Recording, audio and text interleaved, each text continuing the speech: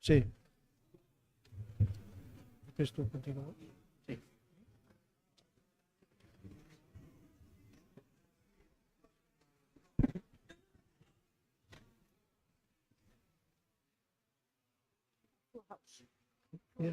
Yeah.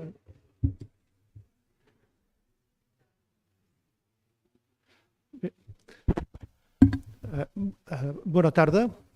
Anem a obrir la sessió de presentació. President of the Academy Europaea, Director of the Catalan Foundation for Research, Academy members and guests, ladies and gentlemen. No se sent? No? Yes. Well, it's always my problem with this microphone. Yes. Welcome to the Academy.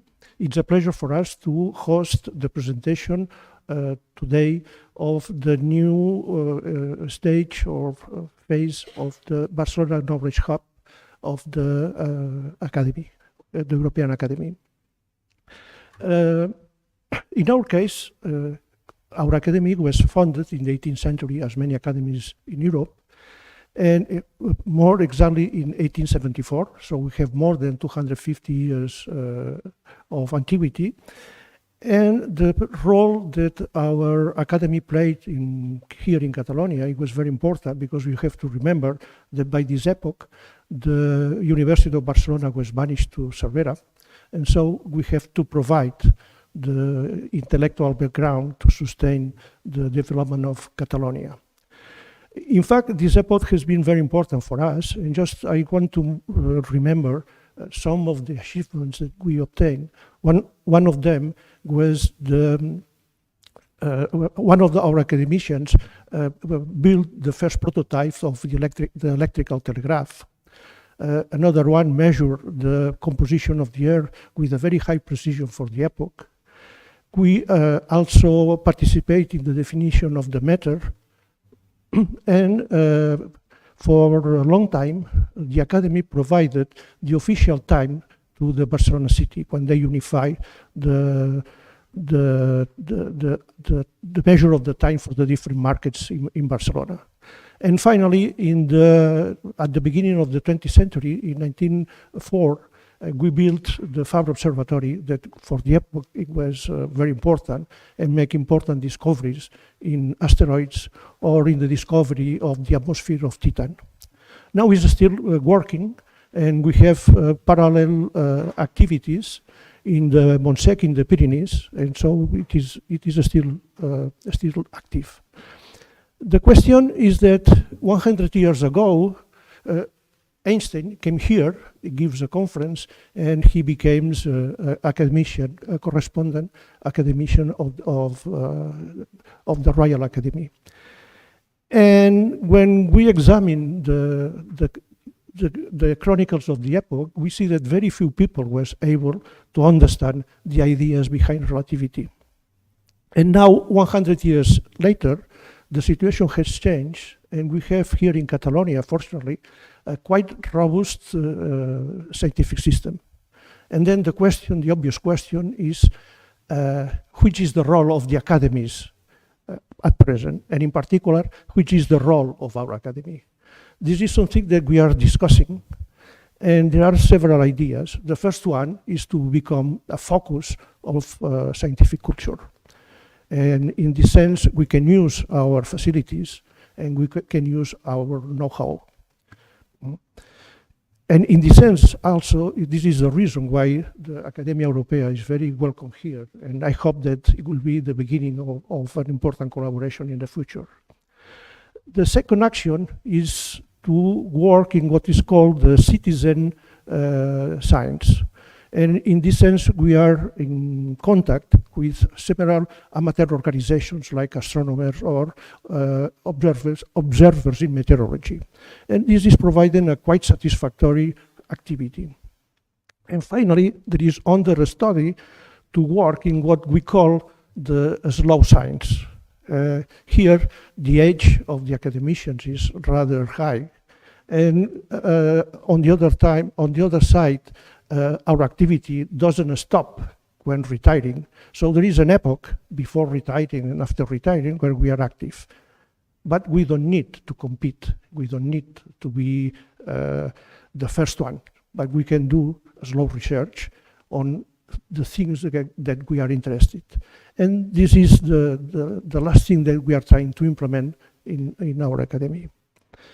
So I insist the collaboration with the Academia Europaea and with the Barcelona Knowledge Hub and with, of course, with the Catalan Foundation for Research is very important for us, and we hope that this will be the beginning of a very good relationship.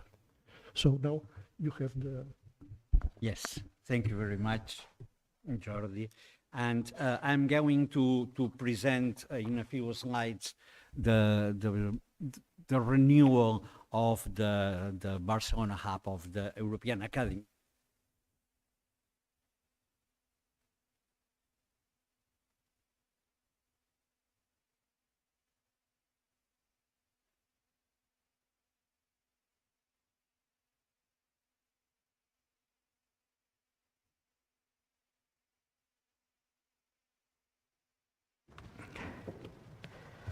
Okay, yes, it works.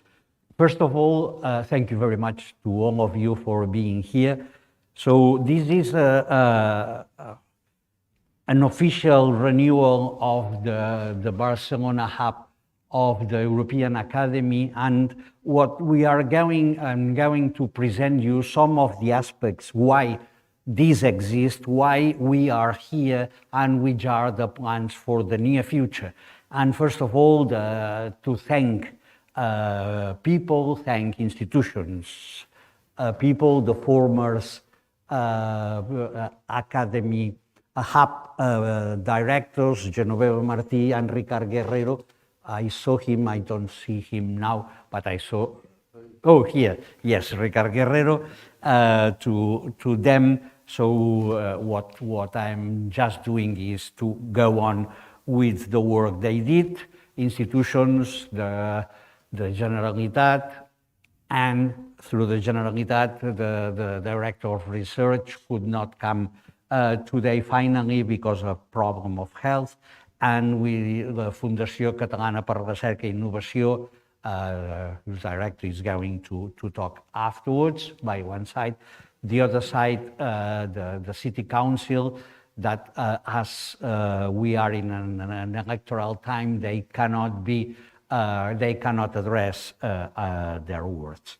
So, second, I don't know to thank or otherwise to blame the search committee that was able to convince me to take this position. So it was a search committee put together by the European Academy, and the three of them are here in front of me, Ramon Gómez, Andreu Mas-Colell, and Genoveva Martí. So they are the ones that were appointed by the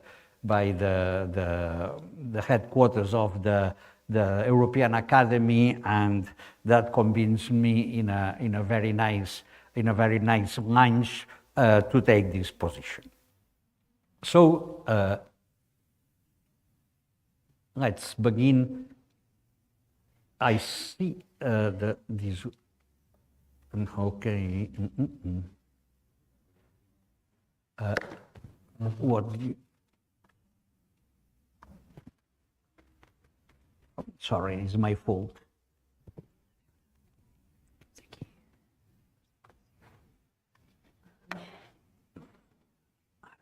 El temps? No, el ratolí se n'ha anat allà. Aquí, ara. És que se'n va el ratolí, És aquest? Sí, el ratolí està a l'altra pantalla. Ah! There are two screens. Where is the other screen? Thank you very much. So, a very quick and dirty presentation of myself. I've been professor of evolutionary biology or evolutionary genomics at the Pompeu Fabra University, for many years, and I am also member of this academy of the RACAB. My work has always been focusing on the diversity of the human genome and trying to understand this diversity. And among other things, I have been director of ICREA for many years, and this is the reason why I know many among you. And now, so I was member of the European Academy just in 21, meaning less than 2 years. And now I have been appointed as academic director of the Barcelona hub. The idea of the hubs, and this is something that our president will present us afterwards, is to have different places all over Europe having some different activities. And in our case, our activity is more, as you are going to see, a part of it is regional, so for the Mediterranean or the Iberian or the Spanish or the Catalan region. And by the other side, there are a few new activities that are going to give us a specific view of the missions of the Academy in our place. So our mission is to promote scientific dissemination built on excellence in scholarship. So the main thing here is to help to boost the excellence in science, to make alive the existence of the European Academy and have people being proud of it and having relationship among us. So the idea then is to use, we could say, our knowledge, the knowledge of our members, first to boost knowledge, to boost research, and then to help to put all that into the citizenship. So this is the idea that we need first to make a dialogue on global challenges facing humanities. And as you are going to see, this is something we are going to begin with. And we have some strategic lines.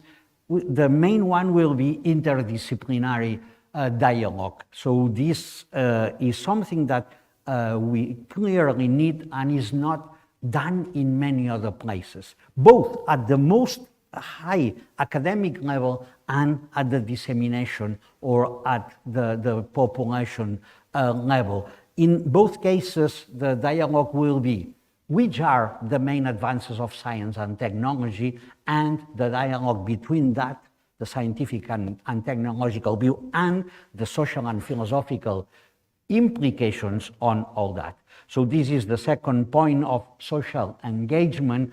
So with the inclusion of citizen participation. So this is something that we are going to distinguish between the two levels and acting on both, recognizing the outstanding scholarship, and then exploration and development of synergies between science and art. So not only this will be this part of science and technology and society and thought by one side, and by the other will be between science and art. We are not going to touch much on technology and art because there are already many things going on both at the local and the international level. And a very important point is to enhance the visibility of the Academia Europaea and of the hub, making people first to know it, and second to have activities related to that. We are very proud of having a very nice host institution, a new one with the Catalan Foundation for Research and Innovation. You all know what is their role, and Jordi Mas will present to us the goals of the Fundació, and so we are within the foundation. They are helping us in many of the areas they have of the foundation, but having the independence of the actions we are undertaking, like being here today. So then, as I said initially, we have two main partners, the Barcelona City Council, and so I have apologized that you cannot be in the front floor, and the Directorate of Research of the Government of Catalonia. So we have to thank them, and also we have made some plans within the field they want to engage their own politics. So at the very end, we aim not only at collaborating with them, but to make a joint effort to obtain some of the goals I have said previously. This is a general view of how has been the Academia Europaea and the hub in Barcelona. So the main points here is that although the hub was born within the foundation, it has for many years been at the Institut d'Estudis Catalans, and now is back to the Fundació Catalana per la Recerca. So this is the way we have been, it has been developing the efforts, and now so we go on with these objectives, and we have our own activity that is beginning right now. So what we have, as you can see here, so we have a central node that right now is based with the work of Kim, that is, she is doing fantastic, even though she's going to leave us, which is unfortunately for us. And she has had a big job till now, and this is the central, so the central part is she and me, and then we have a steering committee that I am going to present you, and we have an advisory board not yet finished to be settled. The steering committee are the local committee, and so people helping us. So we need help of these 5 people, and getting ideas from them, as we need from many of you. So we are fully open to get help for all of you that want to go on this effort.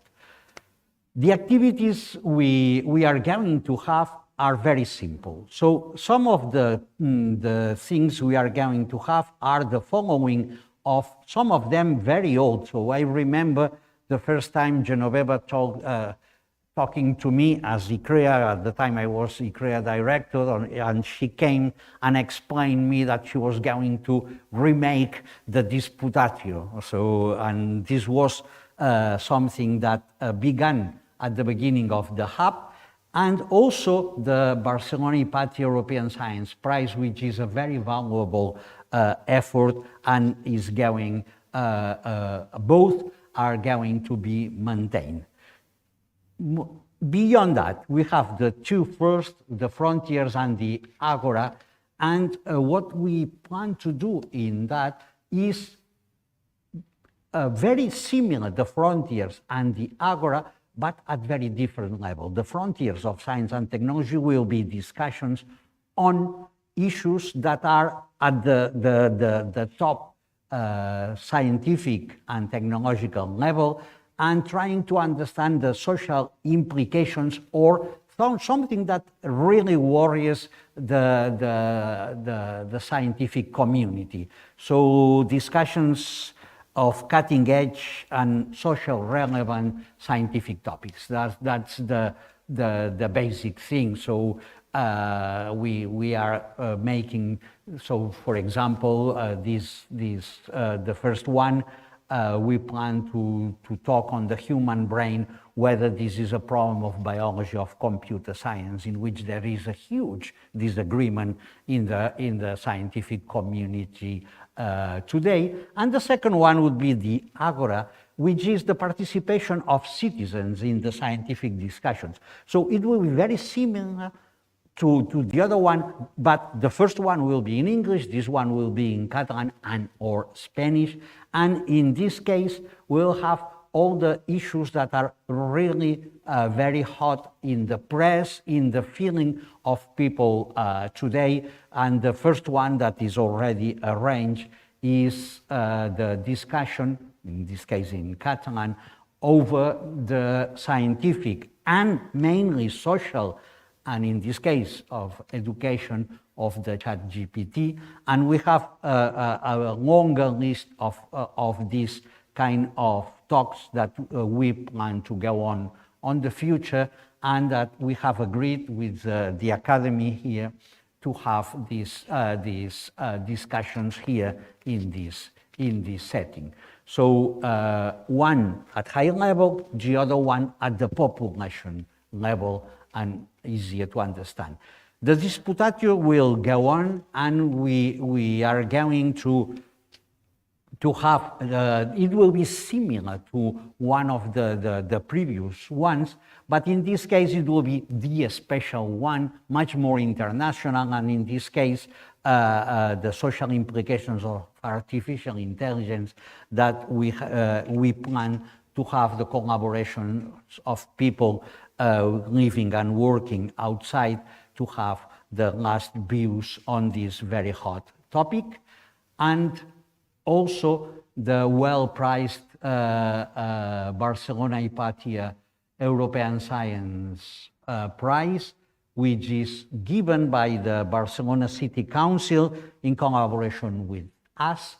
So we are at this moment making the arrangements to have the jury and to be able to make the call. We hope to make the call as soon as we have all the administrative permissions, and it's each year and in 3 areas. The first one this year again, it will be on experimental science and maths. Next year will be biomedical sciences, and third humanities and social sciences. So this year everything is ready to be launched as this prize. And this is something that we have agreed with several institutions and people, that there is a need in our knowledge and in our plans of making straight directions, relationships between science and art. This is something that is much more needed than most people in science think. There are quite a lot of people in the arts looking at science and technology to make their own art, but we need also the view from the science into that. And for that we want to explore this interface.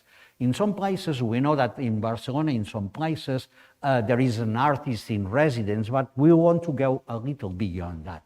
And we want to go beyond that in 2 ways. One will be more formal, in the sense of having kind of disputatio between science and art, and in this way we plan to have people being in science, people being in art, discussing within each of the many different aspects. For example, a geologist and an artist using geology in their way of doing art, or oceanography, or bioart, and having a molecular biologist and someone that are using molecular biology to construct the art. People in art some of them are just taking the ideas of science to make their own art, but every time more and more people in the arts take the waste or the materials of science themselves. And now we have been already talking, and we will become part of a consortium called ACTE, which is an association of all the stakeholders in the region that have some relationship of science, technology, and arts. Some of them are very well known, like Sonar, for example, which is a wonderful example of technology and art, but we want to explore and we want to expand the part of science. And this will be this first stage. And the second stage is an idea that came some time ago and will be to make a call every year based on a very precise and interesting scientific event that we will try to work out at the same time together. It is likely that two artists, this number is still under discussion whether it's better 1, 2, or 3 artists, and a laboratory using the technology or the scientific advance that has been taken as the most outstanding breakthrough of the year.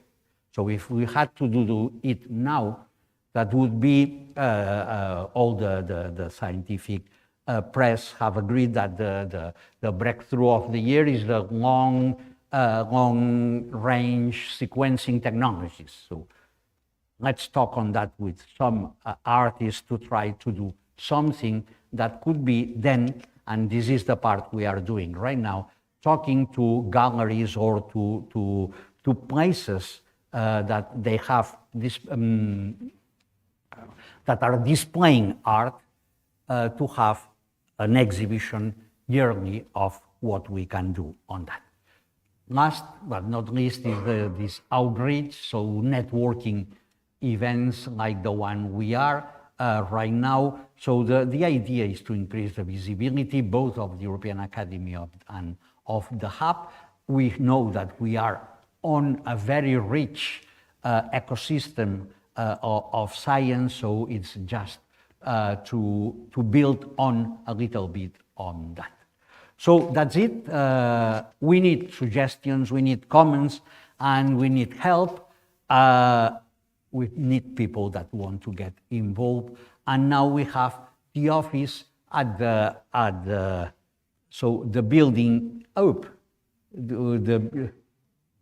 No, it's too little.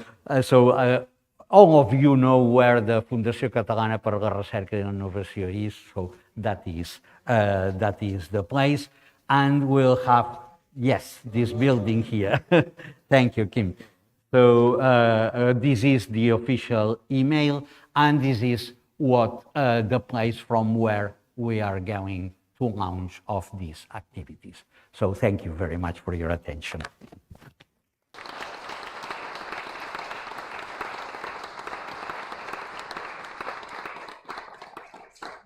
So next, Marja will tell us the ideas on the Academia Europaea. Marja Makarow is the president of the European Academy. Thank you very much. Maybe you want...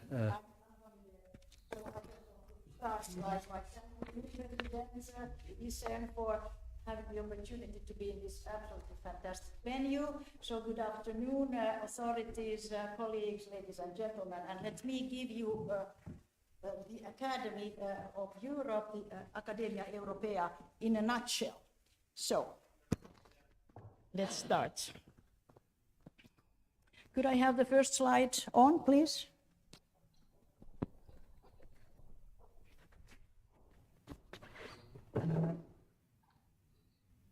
Here, with this one.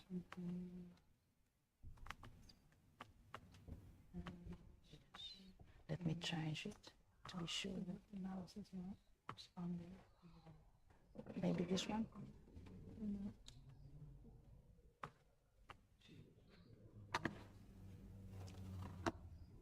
It's because it's a double screen. No, non sul screen. Thank you. Okay. Perdón. ¿Dónde es? ¿Aquí? ¿Dónde es? Sí. No, aquesta. Ah, es. No. Okay, very good. Thank you very much. Now, Academia Europaea is a learned society. It covers the 44 European countries, which is the definition of the United Nations of Europe, and it covers all scientific and scholarly disciplines, all the way from mathematics to artistic research. And this picture here is from Cambridge University, and we have here the founding members of Academia Europaea. The founding meeting was taking place in 1988 in Cambridge. So let me go through the mission. The mission of Academia Europaea is to defend academic freedom and advance research excellence. And as we know, academic freedom is something that needs to be defended all the time. We again have threats on academic freedom. The next mission is to encourage interdisciplinary and international research in all areas of learning, to identify topics of trans-European importance, and then propose appropriate actions accordingly, and to make recommendations to national governments and international agencies concerning matters affecting science. Now, the main current activities are as follows. Science advice for the European Commission to support policy making. And this activity Academia Europaea conducts together with other European academies, and this grouping is named SAPEA. SAPEA advises the group of chief scientific advisors who then advise the European Commission. Advice on issues relevant for higher education institutions, and this is conducted in a specific dedicated working group which is called Hercules, consisting of members of Academia Europaea. Specific activities by the Academia Europaea members, disciplinary groups. We have 4 major disciplinary groups. We call them classes: exact sciences, life science, humanities, and social sciences. Collaboration with Young Academy of Europe, and there are many issues. For instance, the career of young researchers is an issue, and we have here in the audience both current and former members of the Young Academy of Europe. Our academy supports widening countries, the participation and networking and research environments, development of the research environments of widening countries, and we know that what we mean with widening countries is the mostly Central and Eastern European countries where the research and innovation systems are less matured. And then we have several prizes, and they are there to support excellence in scholarship. Now, the membership of Academia Europaea is a really, it's an impressive intellectual powerhouse. Today, this year, we have over 5,000 members. These are frontier scientists. I think that we count about 80 Nobel laureates amongst our members. We have an annual call for new members, and the number of members is increasing steeply. So amongst our members, we had several awardees this year. So 3 Nobel Prizes, 2 Balzan Prizes, 3 Fields Medals, and 1 Tang Prize for our members. And in the cake, you can see the number of members divided now according to the 4 major classes that we have: humanities, social sciences, exact sciences, and life science. Now to the regional hubs then. The regional knowledge hubs. We had a fantastic expose just about the plans of the Barcelona hub, so I'm not going to mention anything about the Barcelona hub, but let's look at the other hubs. So the knowledge hubs extend really from the north in Bergen, Norway, to Barcelona in the south, and in the west from Cardiff, all the way to Georgia, Tbilisi.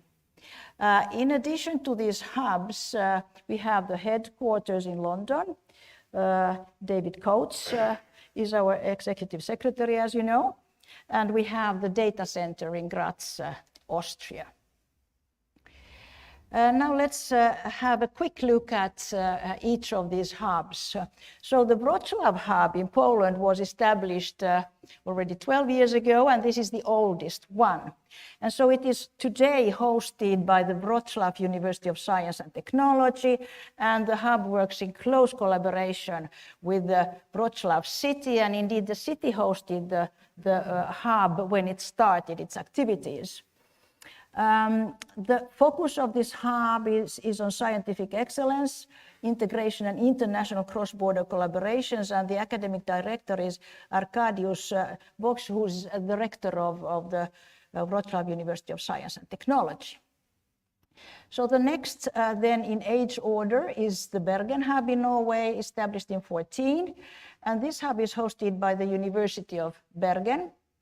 It promotes research from and about the Nordic and Baltic region, as well as its surrounding seas and the Arctic. So this region is quite wide and diverse. And the emphasis is on marine and maritime research, sustainability of the Nordic social model as well, from the social sciences point of view. This hub supports the Task Force on Environment and Climate Sustainability, which was just established, and the academic director is Eystein Jansen. The next one then is the Cardiff hub, established in 2016, hosted by the Cardiff University. And the major activity of this hub is science advice for policy makers. And this hub is responsible for the Academy's science advice activities that I alluded to in the beginning. The academic director is Ole Petersen. Then the Tbilisi hub, established in 2019, hosted by the Tbilisi State University.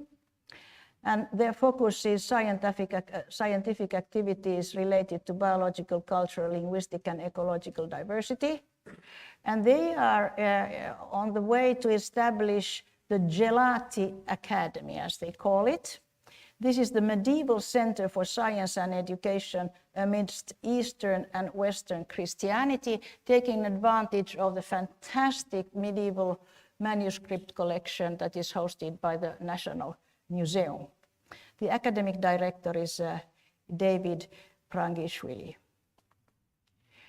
Budapest hub, established in 2020, hosted by the Hungarian Academy of Sciences, and the regional focus is really on the Danube region, and the foci of research activities is the widening European participation, the participation of the widening countries in research and innovation, urban sustainability and methodology of science education. And the academic director is Laszlo Lovas. And then the last one, the Munich hub. It is in the process of setting its strategic priorities and kicking off its activities. It is hosted by the Ludwig Maximilian University, and it will host the Building Bridges 23 annual conference of Academia Europaea. As you know, the previous conferences were held here in Barcelona under the leadership of Ricard Guerrero. The academic director of the Munich hub is Donald Dingwell. So it now remains me then to congratulate and acknowledge people. So on behalf of the board of Academia Europaea, I wish to congratulate the academic director and the hub manager of the Barcelona hub for this splendid program and the plans that you have. And the board wishes to thank important stakeholders concerning now the local hub, and this is the Barcelona City Council and Government of Catalonia, as well as the Catalan Foundation for Research and Innovation, the Royal Academy of Science and Arts of Barcelona, and other collaborating institutions. And the thanks go for commitment to promotion of the scientific and societal impact of the Barcelona hub that it evidently will have. Thank you very much.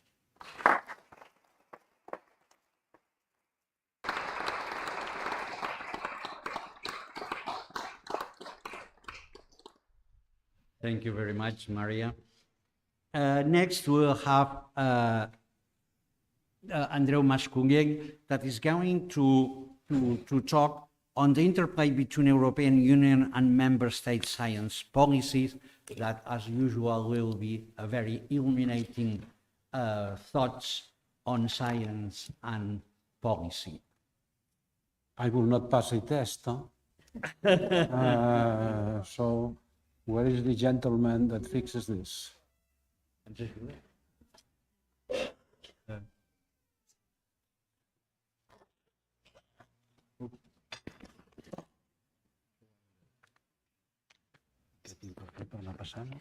Moment. Pots fer amb el ratolí, pots fer amb el ratolí, amb el teclat avançar pàgina o amb fletxetes endavant, endarrere. Vinga, endavant, enrere, molt bé.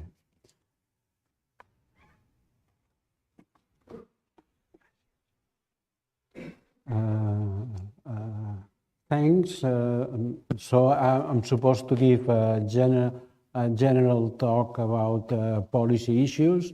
I have 15 minutes and a talk which could last 45 minutes.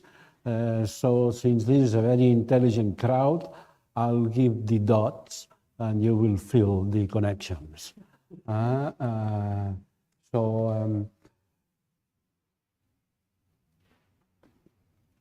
Okay, so where's that?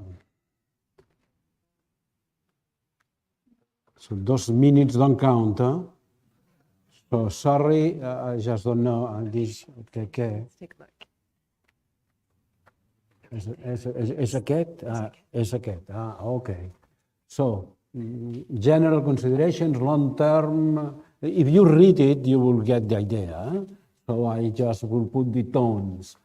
So I begin by contrasting the European Union and the USA, which are big areas, and in many ways they claim to be considered.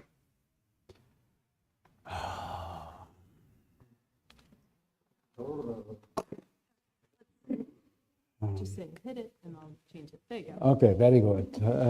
No, just show me another way to do it. Avançar al 3. Al 3. I per tornar enrere per si s'equivoca, Al 9. al 9. Al meu momentet, abans que te'n vagis, deixa'm posar el 3. Un moment. Ara, provi. No, bueno, ok. El Ara. 9 per tirar enrere. Exacte. Ok. 3 a avançar, 9 a... Ok. O aixequi la mà i jo canvio. Okay. So I have been the one doing worst of the three. So let's do this comparison. There's a large, very integrated economic, it's comparable areas, so we always compare them with each other, but it's clear that from a very general standpoint, looking at the US, one gets the conclusion that the more integrated an area is, the better.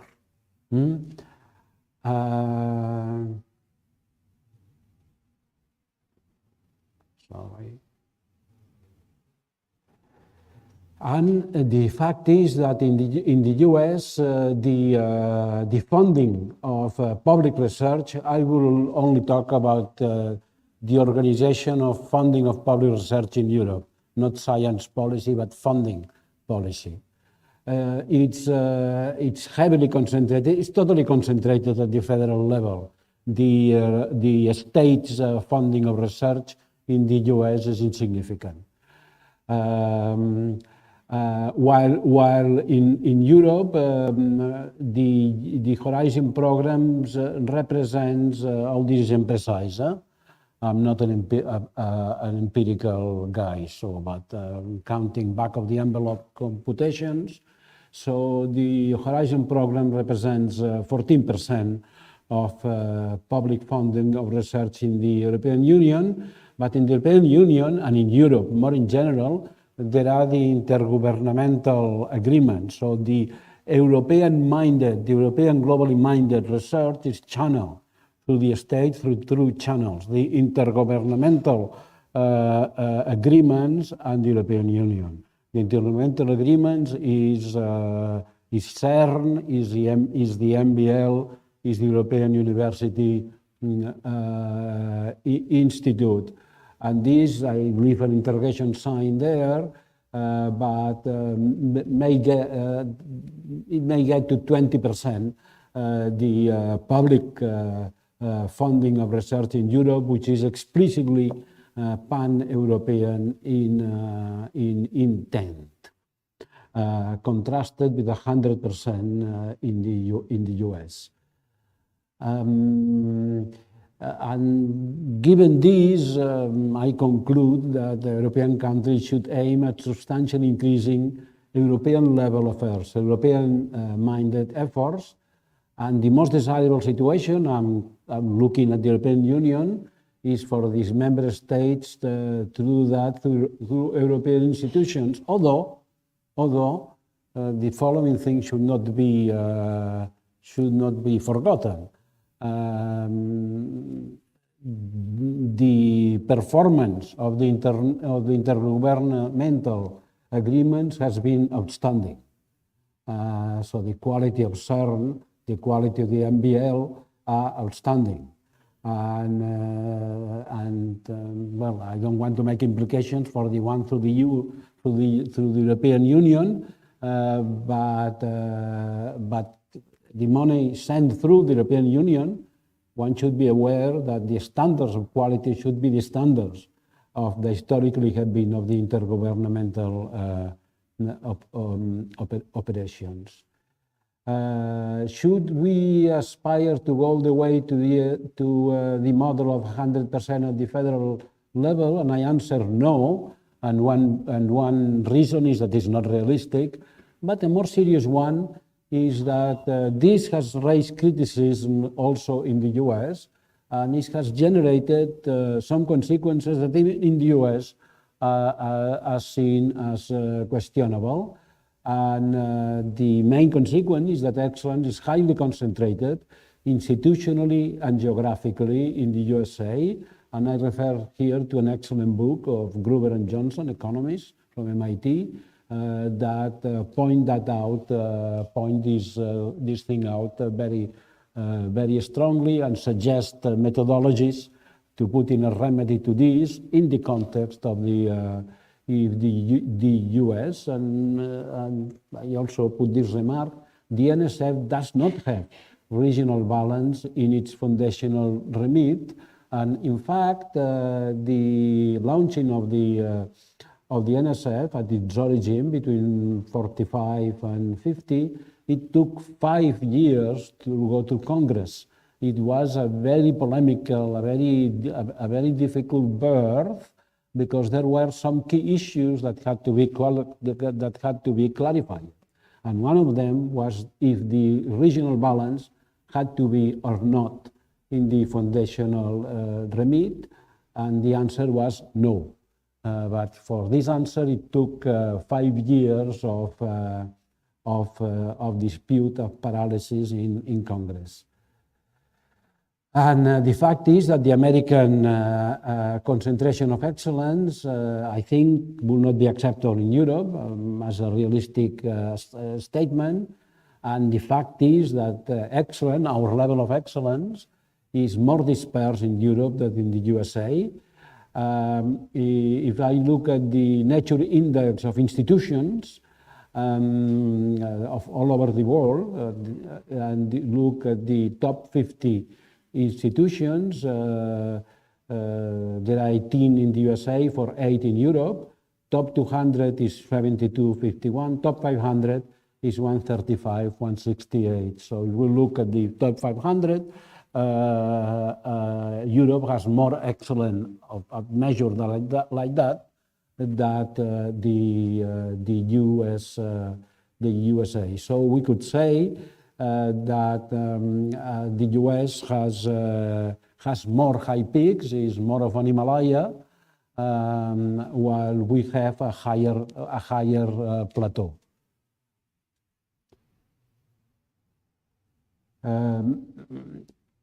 I say a dispersion of excellence is a good feature that we should maintain in Europe but enhance.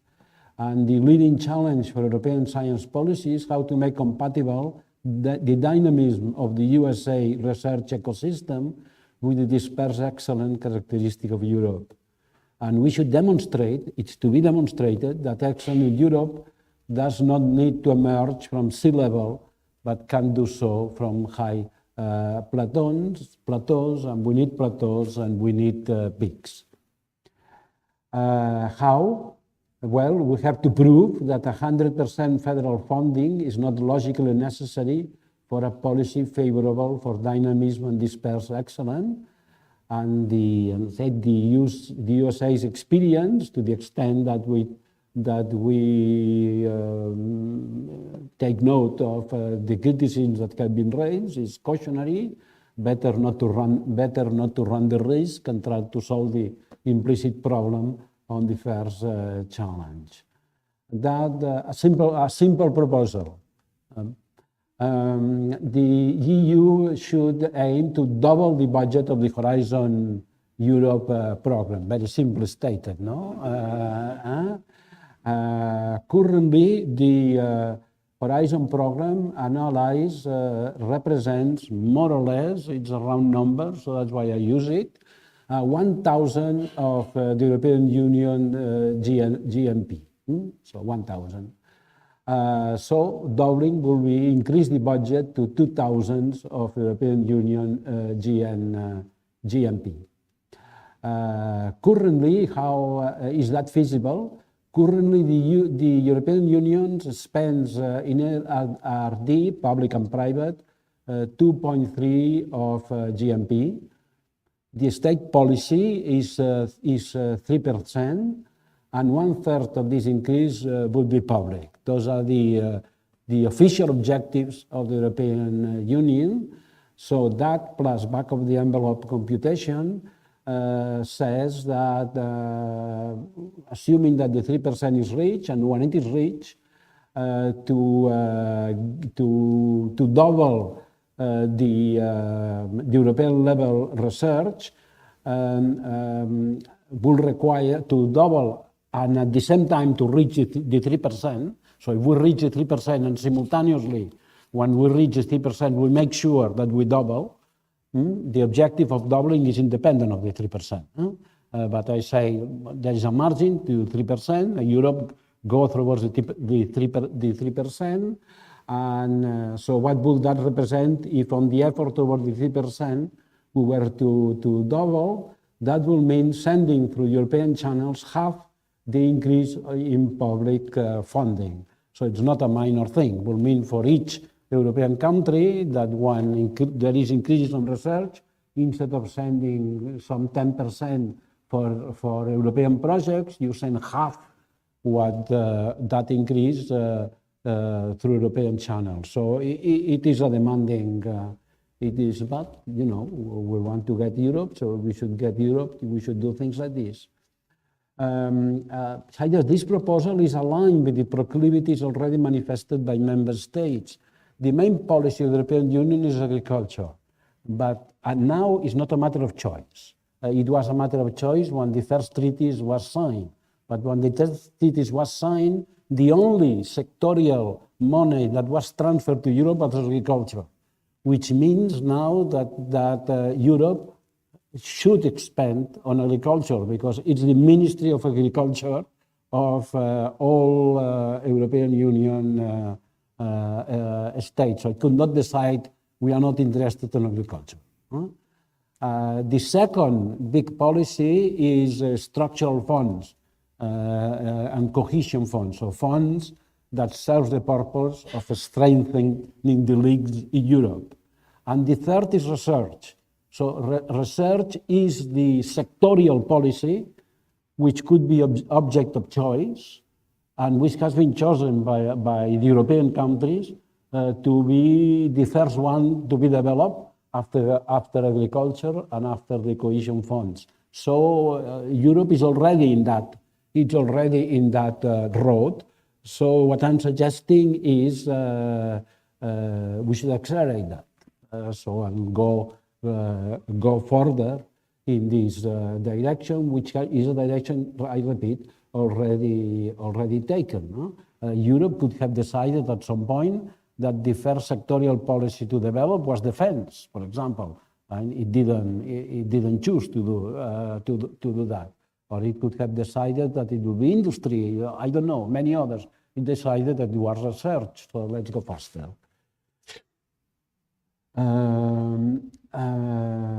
And depending on how we progress towards the 3% objective in my proposal, member states will still administer between 20 and 25% of spending with national scheme.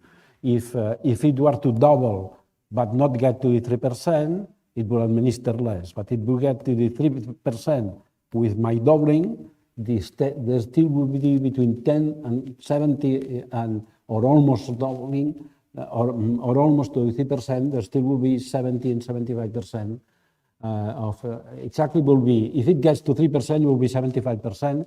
If it doesn't get to 3%, it will be 70%. So look this way, it doesn't look like a very radical effort. So how to implement this proposal in 3 minutes? I present a clean idea, which I will reject. It's the promotion of excellence is assigned to the European Union level. It makes competitive calls decided on quality only. So the entire Horizon program is the RC, or is things like the RC. And then the promotion of diversity is assigned to member states, and that makes sense. With their own resources, they foster an ecosystem capable of success in competitive EU or EU call. So that will be the ideal arrangement if all the European countries were more or less at the same level. But in fact, the difference between European countries, it's much bigger than the difference between US states. And for example, salaries are different.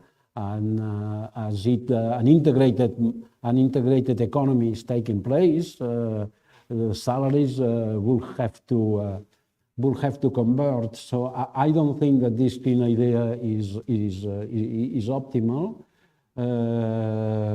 So it is naive.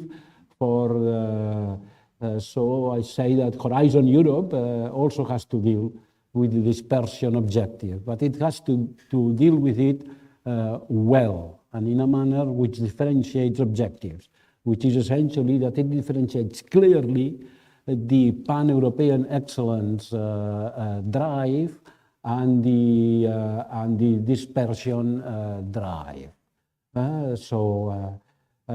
These two objectives should not be mixed.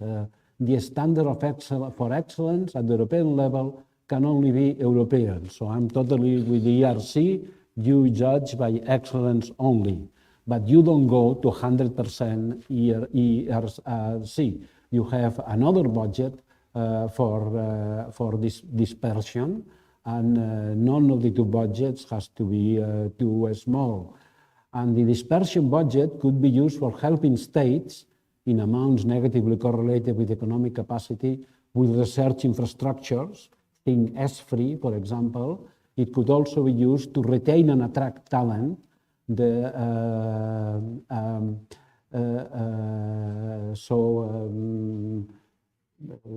Talent that is of good quality in European terms, but it is placed in the different states, and the logic will be similar, or it could be arranged with the logic of structural funds. So I say it cannot only be infrastructure. Well, here you have it. It should also play a role in fixing talents and in salaries. And I have no creative suggestion on how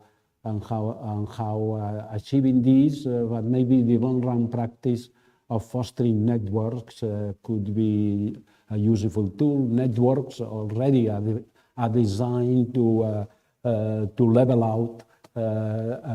out Europe. So we could emphasize this policy, remembering that the evaluation should be at European standards levels, and the European standards should be at the levels of the historical intergovernmental agreements. And thank you very much. Thanks, and 16 minutes.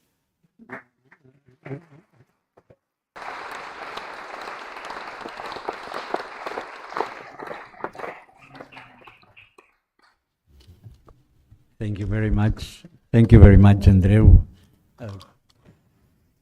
Very nice, foreseen and provocative as usual in your view.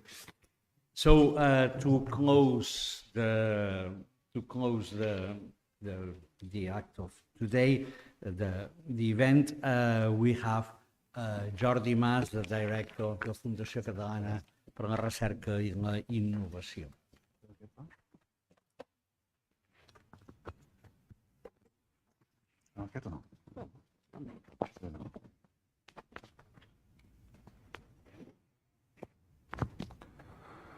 Well, good evening, President of the Royal Academy of Science and Arts of Barcelona, President of the Academia Europaea, Director of the Barcelona Knowledge Hub, Commissioner for Science of the City Council, Vice President of the Catalan Foundation for Research and Innovation, members of the Academy, colleagues, friends. Just a very few words on behalf of Director General Joan Gómez Pallarès, Director General for Research of the Catalan government. The last minute change in his personal agenda is the reason why he is not here with us, but he wanted to express the commitment of the governor of Catalonia towards the Barcelona hub of the Academia Europaea. And of course, and also for the new plan of activities envisaged by the hub director, Professor Jaume Bertranpetit. Let me also thank briefly to the President of the Academia Europaea to visit us. Thank you for coming. Thank you, Professor Mas-Colell, for your invaluable insight, again, in funding, in the funding policy for science and research. And thanks, of course, to the Royal Academy for hosting this event in this magnificent venue that we love so much to come back again and again. Just to highlight very, very briefly, two aspects of the agreement between the Academia Europaea and the Catalan Foundation for Research, with, of course, the support of the City of Barcelona and the Government of Catalonia, the Director General of Research.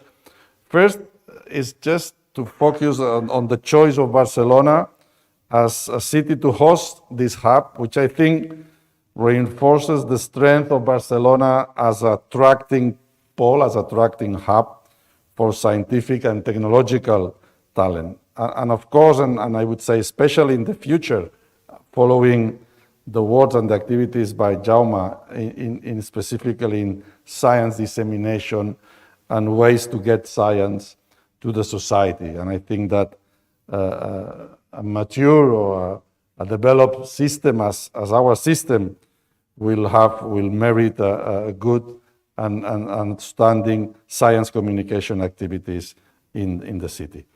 And second, as the activities program elaborated by the hub director, which will generate many, many synergies with the Catalan Foundation, with the Royal Academy of Science and Arts, but also with many, many other stakeholders in the Catalan system. I think that all these synergies, all these collaborations will reinforce the position of the Academia Europaea in Southern Europe, as well as will create increasing links between the academia and the Catalan system.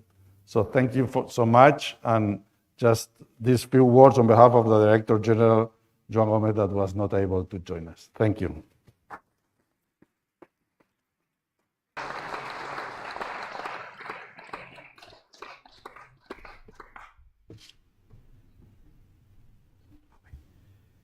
Thank you very much for all of you for your attendance here. And we want to have a follow-up of this meeting, and as the setting is not a proper setting for having drinks and food, we have looked for the nearest place around here. So we are going to meet, it takes 3 minutes from here down to the Silken Hotel that they have prepared a reception for us. So thank you very much, and we hope to see you all there in 5 minutes.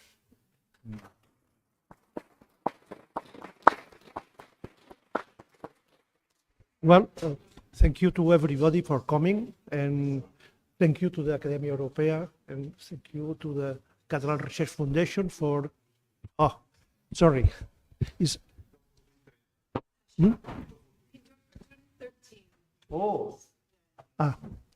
so, well, anyway, thank you to everybody for coming here, and I hope to see you very soon. So, perdó, que me n'he oblidat. La recepció és a l'Hotel Silken, que és al carrer Pintor Fortuny 13, aquí mateix.